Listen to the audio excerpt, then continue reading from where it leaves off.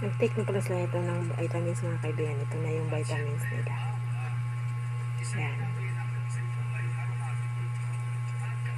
Yan. At yan na sila. Napaka triple. Yan lang.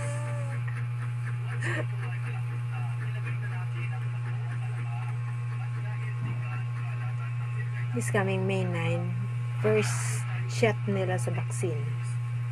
Ayan na, first shot na sila ng vaccine. Ayan, ang parang uod pag maglakad twang.